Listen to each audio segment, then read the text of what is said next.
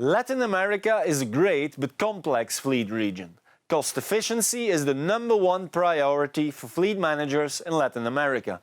But achieving cost efficiency is not always easy in a region where countries are developing at different speed and where there can be a lack of consistency in the supplier offering. In this session, you will learn how to develop a LATAM fleet management program that brings benefit for both the company and the employees. Our expert speakers are Eduardo Bortotti, Head of Facility Management and Corporate Mobility at Enel Brazil, Pascal Serre, Chairman of the Fleet LATAM Business Networking Group, Paula Diniz Oliveira, Global Head of Fleet at Zoetis, and Karina Uribe, Fleet Latin America Lead at Pfizer, Sergio Jabali, Executive at Parar, Joao Andrade, Managing Director Localiza Fleet Solutions, and Daniel Bland, Global Fleet LATAM Editor. Ladies and gentlemen, please welcome Eduardo Bortotti, Head of Facility Management and Corporate Mobility at Enel Brazil, for this buyer walk-in. Hello everyone, I'm Eduardo Bortotti. I'm Head of Facilities and Corporate Mobility at Enel in Brazil. And since 2012, I have been involved in fleet management. Although it is an exciting job, it is very complex. As an energy fleet manager in Latin America, our main function is to ensure high fleet availability.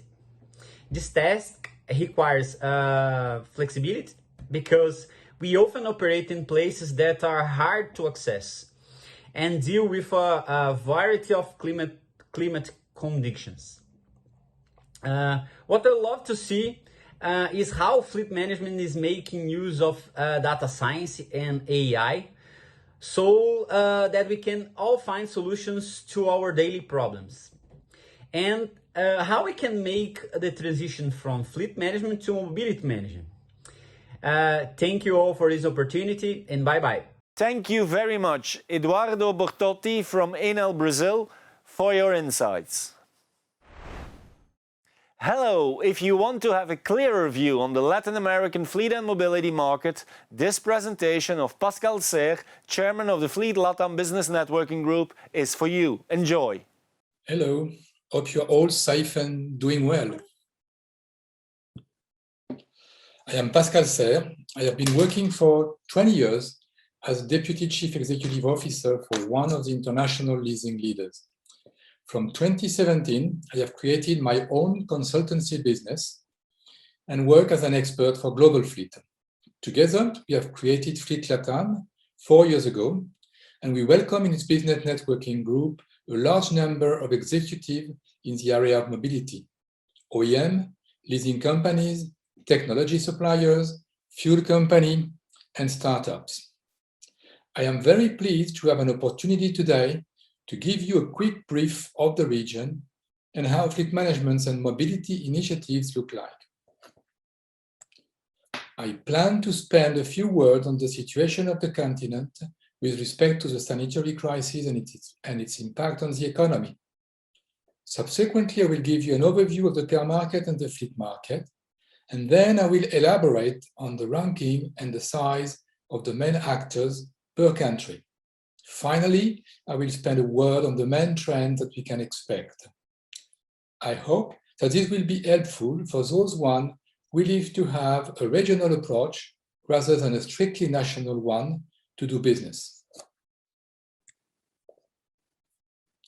20 countries form the continent, Brazil being by far the biggest one with 210 million people, followed by Mexico with 126 million. In 2017, there was a total of 629 inhabitants. The estimation is 650 for 2020, and this represents 8% of the population of the world. However, 21 million people have been contaminated by COVID-19 so far, and 800,000 have died. It represents 26 of all deaths in the world, meaning that the continent suffered 3 times more than the average. The continent is also relatively poor, with a per capita income that varies between $8,000 and $25,000. I remind you that it is $65,000 in the US. In 2020, the PIB, the GDP, has decreased by 8.1%, most countries being around minus 10%.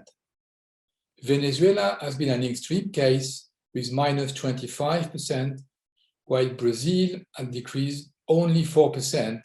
But at present, the sanitary situation of the country is very bad and put at risk the recovery in 2021. In those circumstances, car market has been heavily affected, both on production with a minus 25% and registration of new cars with minus 27%.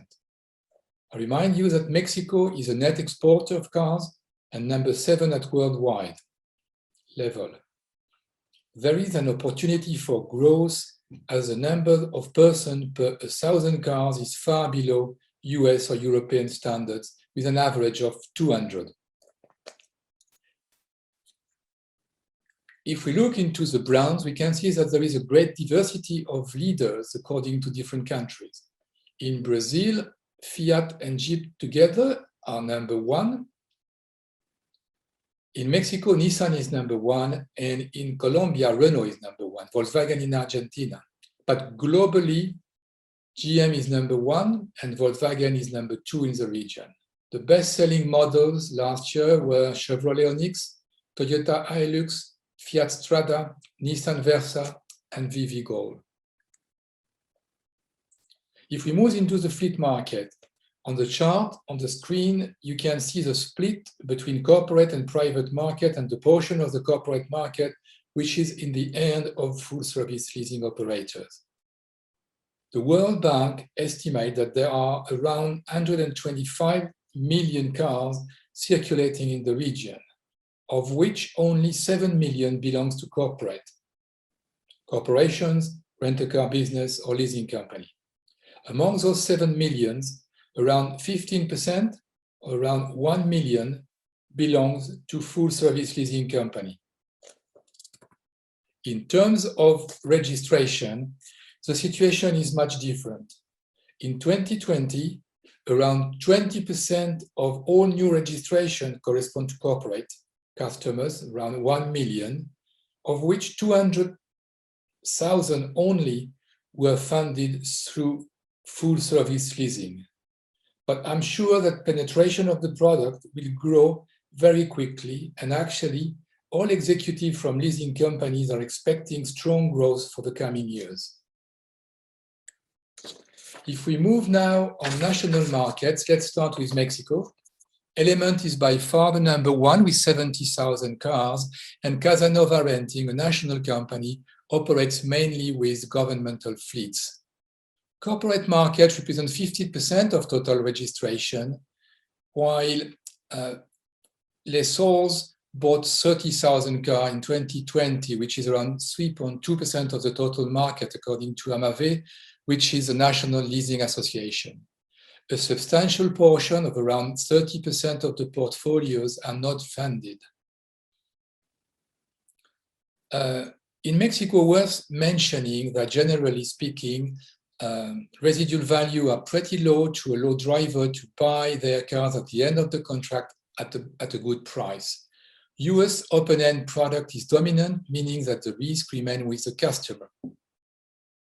Let's move to the Brazilian market quickly. Leaders are national operators. On top of that, Unidas number 1 and Localiza number 2 on the fleet leasing market are about to merge, and authorization is expecting for the end of 2021. If it happens, it will give birth to a giant of 500,000 cars, both in full-service leasing and rent-a-car business. Closed-end product, like in Europe, are dominant. On the 3 main Andean markets, the situation is relatively similar to Brazil.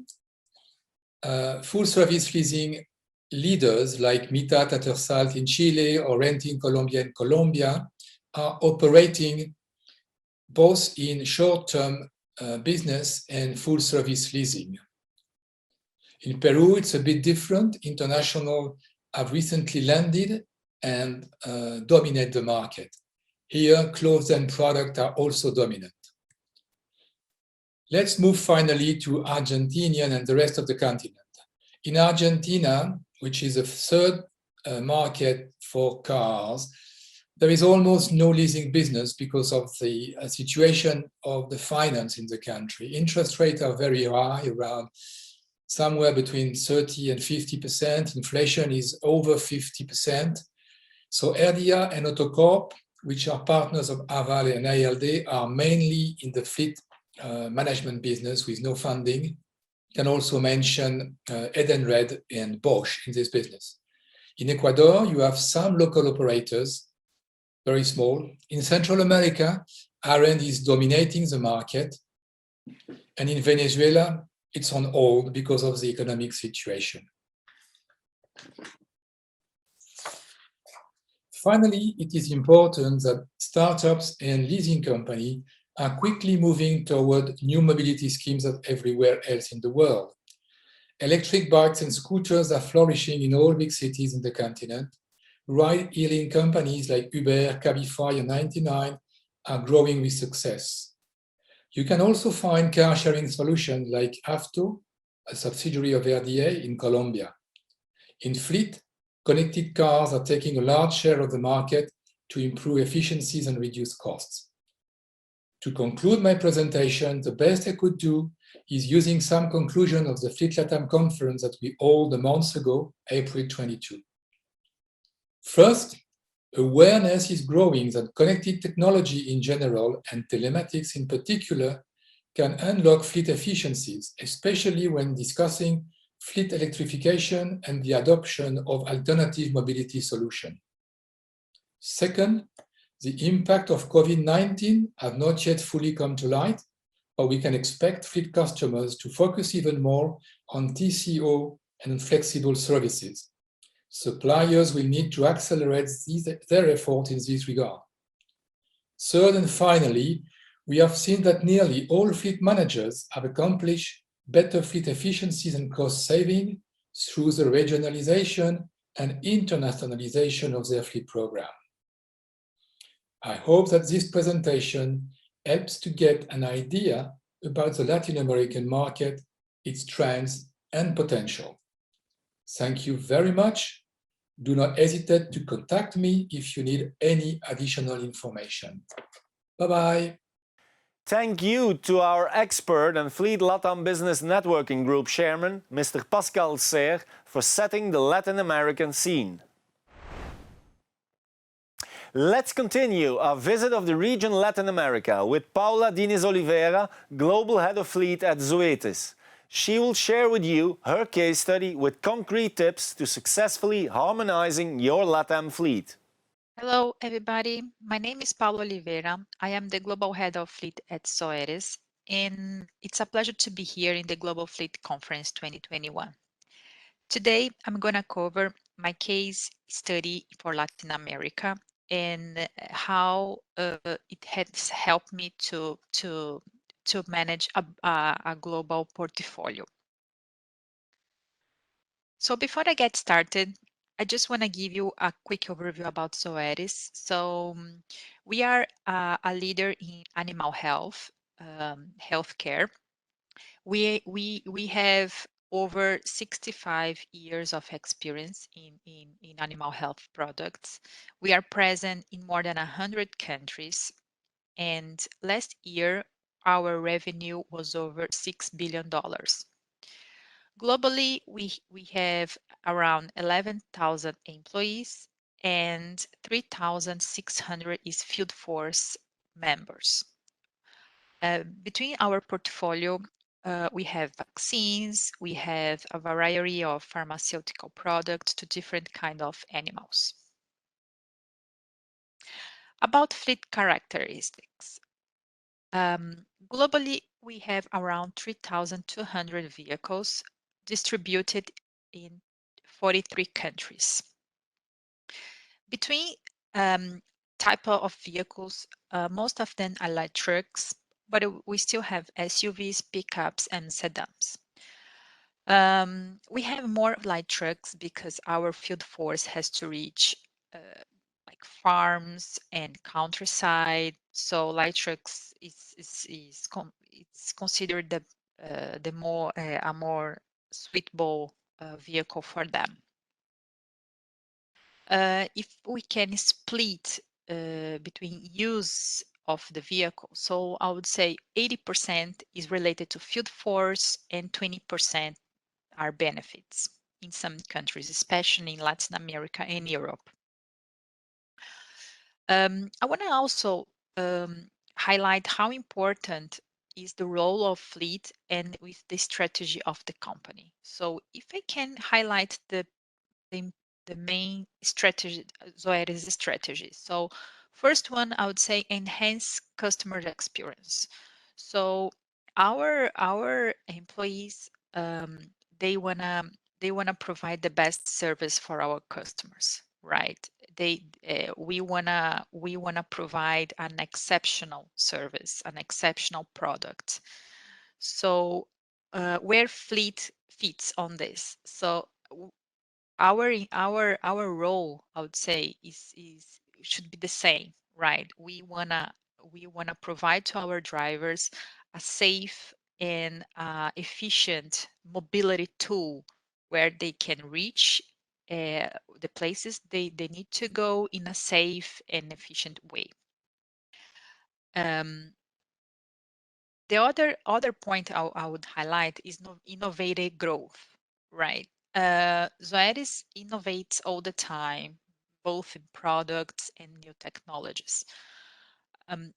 So the support areas like fleet, facilities, HR, all of them should follow the same path, right? We should think out of the box, right? And how we can innovate it.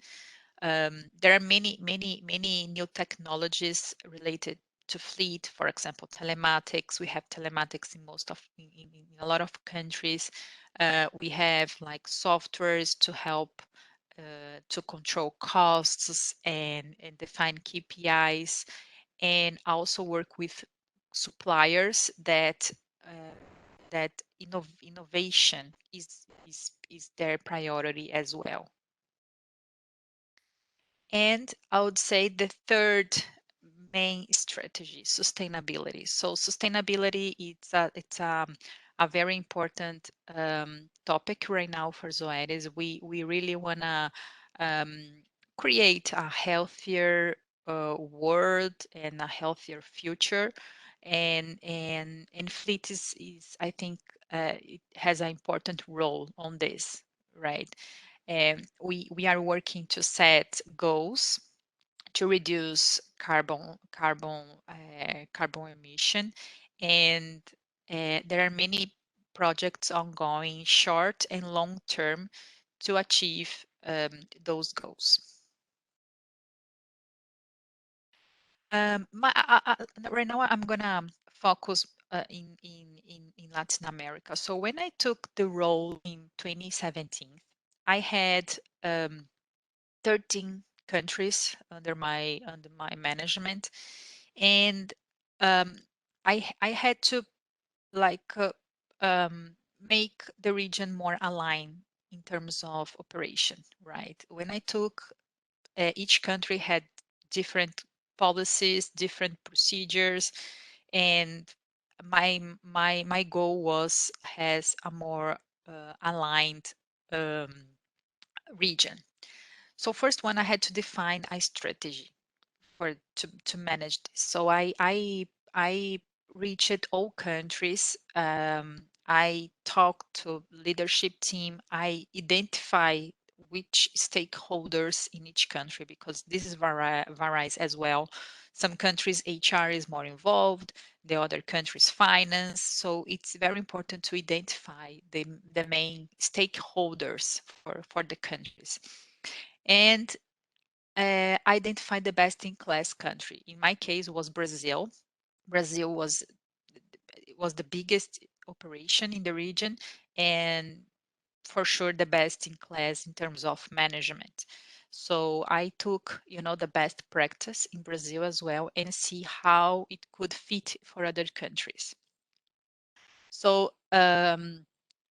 after discussing and understand the needs from these stakeholders, and I schedule meetings with local suppliers and regional suppliers as well, and start a business case comparing scenarios, for example, leasing versus owning, and see what was like the most efficient operation for the company.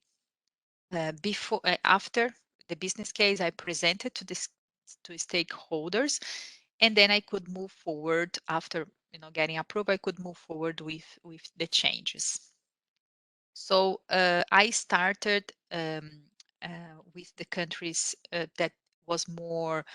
There are countries that was more open to changes than others, right? So I usually start the changes with these countries, and then after implementing successfully the change, I could extend for the other countries as well. After, I would say the output of this process was a fleet policy more consistent with the company strategies, right? So after the transition and the business case approval, I could have a fleet policy more consistent with the company strategies. Supplier harmonization. So when possible, of course, that's our priority. Is to have less suppliers as possible. Sometimes it's not possible because sometimes they don't operate in all countries, or they have a gap that can support our colleagues in the field. So there are some gaps, but in most cases we try to reduce the number of suppliers to facilitate the management, especially when the fleet structure is not as robust as it could be. So the supplier develops an important role in the daily operation. And define KPIs and control costs. So fleet is an area with costs related, and it's very important to show to leadership what's going on, right? Sometimes they think because drivers are not complaining, everything is good, right? But that's why it's important to show numbers and see how we can do better, right? So make this clear. Uh, it's important for to show how fleet is a strategy, and it's an important topic to be managed. So all these factors combined gave me a support and to think in a global level. So first is establish a global policy, right? So in this global fleet policy, I identify the main topics to be included in a fleet policy, right? For example, um, who uh, who who who who employees needs to have a car, parameters to establish an assignment, um, driver responsibility, company responsibility, our global safety program, what's important for a driver to have in mind. So all this, it's a high level document identifying the main topics to be included in all fleet policies. And these topics are very aligned with the corporate strategy. Second one is the safety program. So Safety is definitely a concern to every leader and for us as well. And we run a safety program, and we make clear also for our drivers how it's important this program to us, and how we care, about um, their their safety, right? So most of them spend a lot of hours in cars, so we need to be sure our drivers manage in a safe way, right? Global suppliers. So it runs according to the supplier harmonization. So the idea is create partnership, right? As I mentioned, we don't have like a huge internal fleet structure to manage the vehicles. So suppliers develops an important role not only in the daily basis but also creating this strategic operation, right? I think nothing is possible without a good supplier. So um, as I said, when possible, we try to reduce the number of suppliers and making like a um, global agreements to create this partnership. Usually, our contracts also are long term, because of this. In the first year is not possible to create this link with the provider in a short term. I think it's a long term that creates this link, and both suppliers and Zoetis learn together to um, to um, um, how can I say to to create the partnership and and like reduce the the the problems in the operation. Global platform with the main KPIs. Yeah, so that it's one of the challenges is to control costs in a global level, especially considering different technologies over the countries, different ways to manage.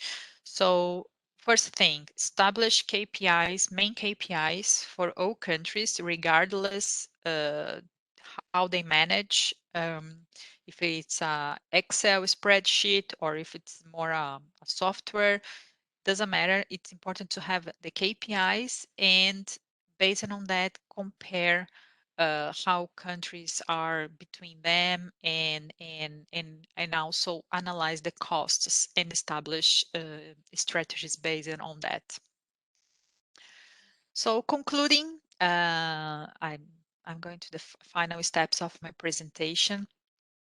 If I want to highlight some important things. So first,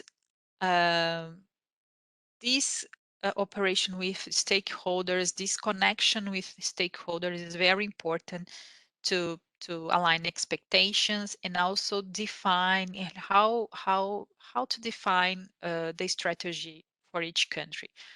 It's sometimes it's not possible to have the same operation for everybody. So different we have difference in taxes, different cultures, different ways, different vehicles per country. So we need to see country by country, but not forgetting the whole thing, right? Pilot projects. This is other tip that fits very well for me. Uh, Sometimes we need to start in a small group. If for example, in my case was telematics. So my first experience with telematics was with a small group in Brazil, where we had a very challenging operation. So the project, I always, I always thought that telematics was a great tool, and for me, I would implement in all countries. But there are many barriers to do that. So I started with a pilot project. I took this team. my team and we implemented the telematics, and the project was very, very successful. We could reduce accidents, penalties. We provide savings. It was a very, very successful project, and this this could be extended to other areas. And right now we have, in case giving the example of Brazil, we have for all field force.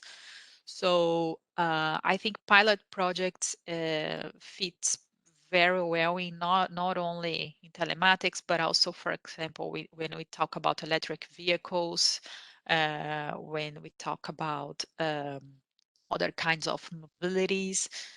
So it's a way to start with a small group and then having success extending for bigger groups. Other important thing, build partnerships. As I said, suppliers, they make they have a very important role in our operation. So we build long-term contracts to have this connection with our suppliers as long term as possible. And the last thing I wanna talk about is mobility, right? Mobility future, and fleet is an area with a lot of a lot of technologies coming in, and it's important to have in mind how this is gonna affect our business, how we trying to try to make the questions and try to answer as much as we can, right? Technologies are here to be used, but it's sometimes there are groups that needs more than others. So it's very important to have this in mind. So that's what I want to show you. I hope you like the presentation. It's a pleasure to be here, and I hope you like the presentation. Thank you very much. Thank you, Paula Diniz Oliveira from Zoetis, for this inspiring case study presentation. Ladies and gentlemen, welcome to the expert panel discussion, The Secrets to Fleet Management Success in Latin America. Cost efficiency is the #1 priority for fleet managers in the region. But achieving this is not always easy in a maturing region like Latin America. In this panel discussion, we will examine how to develop an efficient fleet management program that brings benefit to both the company and the employees. Let me welcome our experts of this panel discussion, Karina Uribe, Fleet Latin American Lead, Pfizer. Karina, welcome. Welcome to the panel discussion. Thank you, Steven. Very happy to be here. Thank you. Our second guest is Sergio Jabali, Executive of Parar, the Fleet Association in Brazil. Sergio, welcome. Thank you, Steven. Hi, everybody. Joao Andrade, Managing Director, Localiza Fleet Solutions. Joao, also a big welcome to you. Thank you, Steven. Pleasure to be here. Thank you. And finally, Daniel Bland, our Fleet LATAM editor and my co-moderator of today. Daniel, welcome. Hello, good to be here. Hi, Karina, Sergio, Joao, and of course you, Steven. Thank you very much. We have prepared some questions, and Daniel, I think that you are going to kick off. Yeah, the first question I have, I guess, I'll ask to Karina. Basically, Karina, what are the fleet management obstacles that you see in Latin America, and how can fleet managers overcome them? Yes, Daniel. Well, I think in my experience, the major obstacles in the fleet management is the non-consolidation of your vendors, of your policy, of your procedures, all that kind of things that you don't have consolidated or you don't have harmonized is very important. Cultural resistance is another topic that you face a lot in Latin America. Country to countries are very different, and there's a lot of cultural resistance. difference of maturity, as I say. One country to another could have different levels of maturity in different aspects of your fleet management. And of course, internal and external factors. So with that, to overcome this, you have to, well, start first consolidating as much as you can, all these aspects. Understand very well how can you collect these the data collection. You have to understand and standardize all the formulas and analyze and standardize each country on this, and work a lot on the cultural and maturity aspects. You need to have a robust and consistent communication with the countries to overcome these aspects. Basically, that's my opinion. Okay, I would, sounds great. And, I don't know, João, do you have anything to add? Sergio, What this is Karina said? Sergio. Sergio? Yes, I would add the lack of professional training. So in our experience at Parar Institute, we see that many companies, they treat the fleet management as kind of an appendix to other departments, such as logistics, HR, procurement. So they allocate professionals without experience or without professional training for the job. And this has improved in recent years. That's the work that's been developed by Parar Institute, where thousands of managers have received quality content and training focusing on driver safety. So we'd like to transform them from fleet managers to life managers. But I believe there's still much to overcome. As Karina said, one example regarding suppliers, like for many companies providing basic tracking, especially in Brazil, and they are offering their service in the market as advanced telematics. So I believe like the real improvement will come through the training of both fleet managers and also the suppliers. Okay. Before that we continue, I would like to ask Karina, can you also picture how many vehicles you manage across Latin America at Pfizer? Yeah, across LATAM, we have like around 2,500 vehicles at this time in LATAM. Okay. And the biggest country is? Brazil. Okay, Brazil. Next Mexico. Okay. We are going to continue. We are going to continue with Joao. Joao, what are for you the easiest countries to manage across Latin America, and what are the most challenging ones? Well, in terms of fleet management in Latin America, I believe Brazil is the most developed country in terms of fleet management, with basically very good international companies operating here and also local champions operating in Brazil. In other countries, I mean, there's still some challenge in terms of culture, in terms of scale to have a fleet management company. So that, I mean, there's a lot of room for growth in terms of fleet management in Latin America as a whole. But Brazil is the top country in terms of market penetration and so on. And I would say Chile is the second one in Latin America today. Would like to continue with Karina. Karina, how to include Latin America in a global fleet management strategy? You are working for a global company. You are heading the regional LATAM fleet business, but I can also imagine that you have to take into account some global guidelines. Is it easy for you in Latin America to comply to those global guidelines? No, Stephen. It's very difficult to do it. It's nothing easy. But I think first you have to identify the level of maturity of your region versus global level.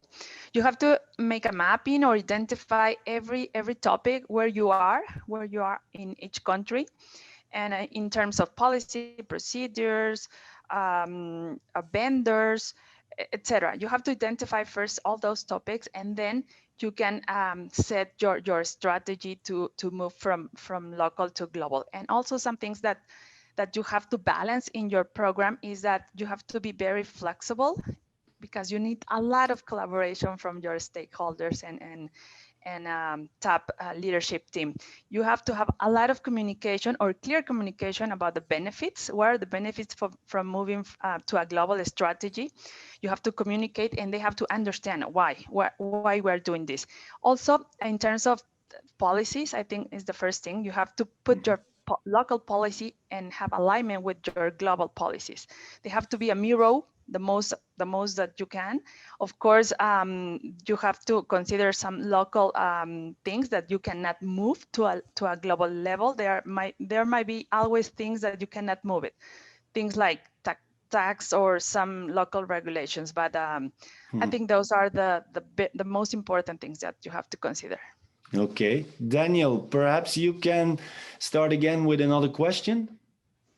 Sure. I guess I'll go with João. And my question is a little bit more about the new powertrains that are taking place in Latin America.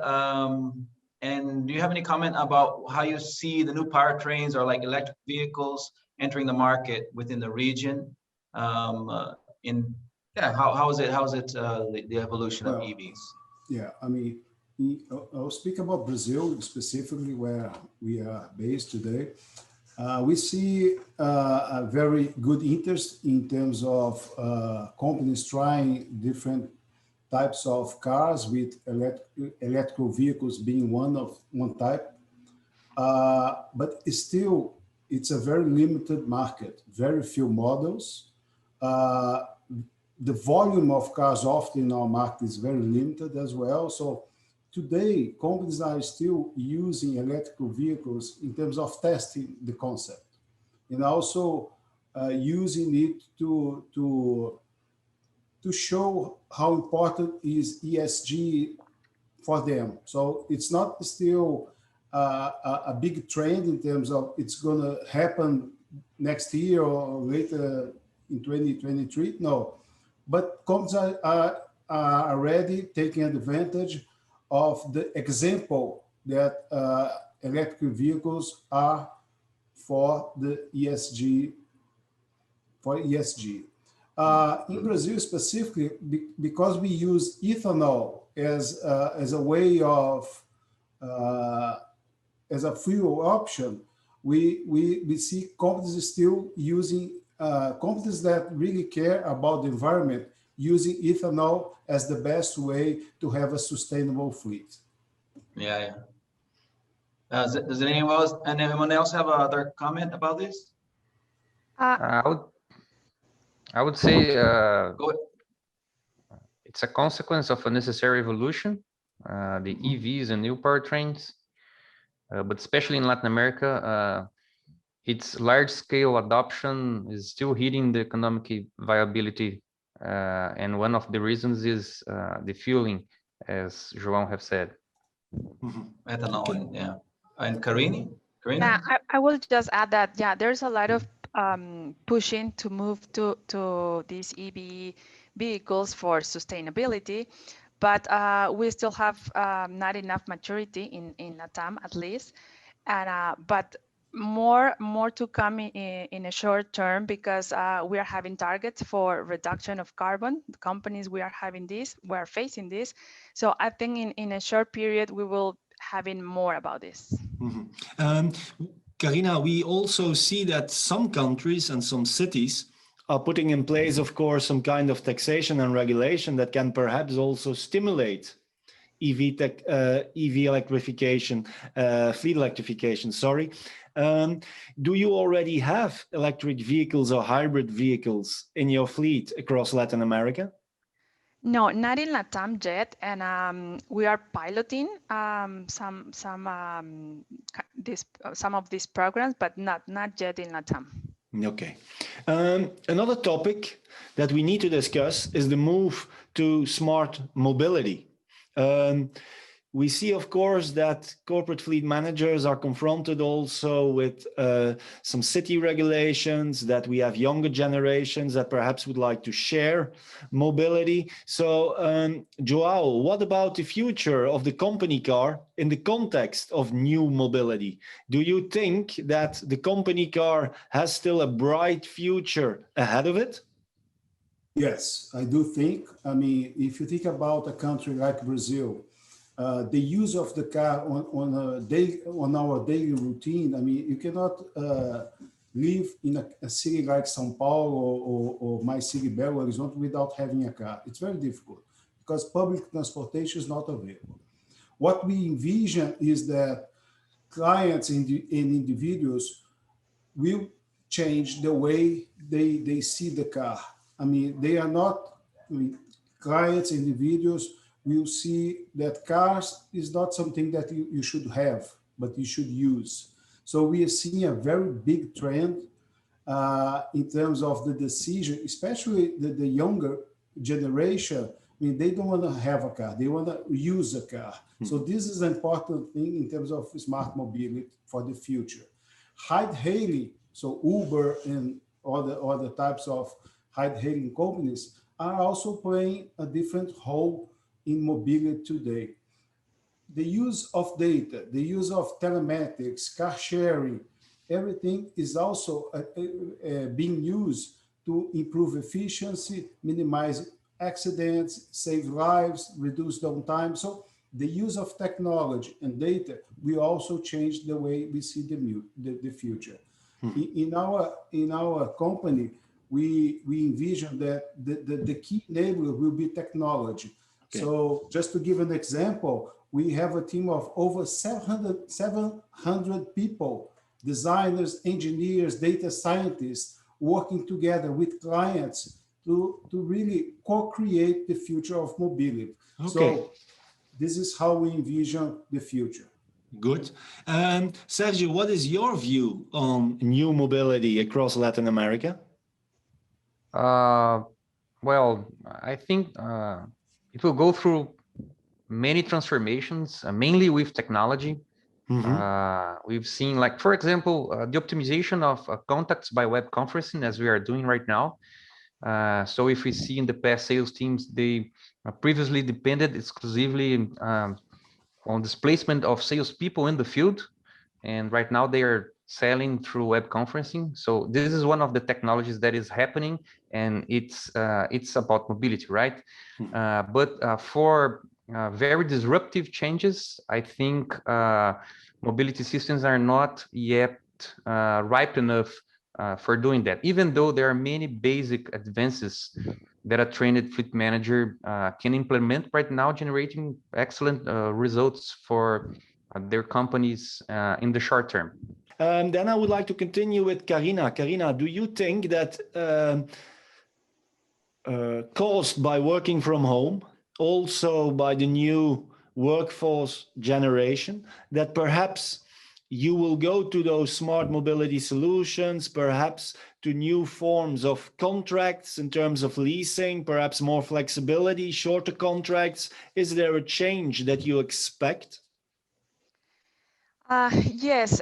Well, we need to analyze as a company, we need to analyze the new trends that you are mentioning. And I think the COVID situation comes just as a fast track to move a little bit faster as a company.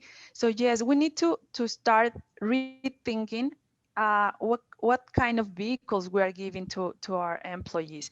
Maybe the types of cars might change, because as I agree that we still people still need vehicles and we need mobility, but we need to rethink if the vehicles that we provide today are the ones that we should provide in the future, or maybe the frequency that we give cars. Maybe we give vehicles for 3 years, maybe we have to move to 4 years, or if we have 4 years, we have to move to 5 years, because the business travels are changing. So yes, companies, we have to rethink more faster on this and start taking some decisions. Okay. A final question for each of you. Sergio, if there is one advice for a fleet manager to harmonize and consolidate fleet efficiency across Latin America, what would it be? Only one, Stephen. I would say search for training and education. And there's many other situations here that you can say, like to act as a fleet manager, choose your technological partners strategically, Be careful with global rules, as Karina said. So understand the company, the particularities of the countries, and keep yourself up to date because new technologies are arising all the time. Okay. Joao, before that I ask you that final question, I of course need to ask if there is more news and how eventually a merger with Unidas, what will happen for the fleet customer in Brazil? Well, we are waiting for the regulatory organisms to give us an answer, and this will take place at the end of the year. And so we still have to wait. I mean, we are very confident that we can add a lot of value to customers. So we are still waiting for this question. But if it will be approved, then it will only bring value and benefits to the customer. Well, we believe that the combined forces of the two companies will lead us to better product management, better product development, better way to treat customers, and also make us stronger to see opportunities even outside of Brazil, maybe. So we're going to be a stronger company and still very focused on clients, very focused on co-creating, as I said, the future of mobility. Okay. And you have many customers in Brazil. You also know many customers in other countries. What is for you the biggest mistake that international customers make when they come into Latin America and they would like to perhaps do things like they do in Europe or North America? Okay, I mean, it's simple. I mean, one size fits all does not apply to fleet. Different needs, different specification, different car models, different challenges within countries. So, I mean, my advice is always to look to the solutions locally and compare to global solutions and make the best choice. The original pitch that you need to consolidate data is no longer a challenge because you have APIs furnishing data everywhere. You have BIs. It's very easy to consolidate. I think the biggest challenge is to create in each country the best solution for the local client in an aligned way. Okay.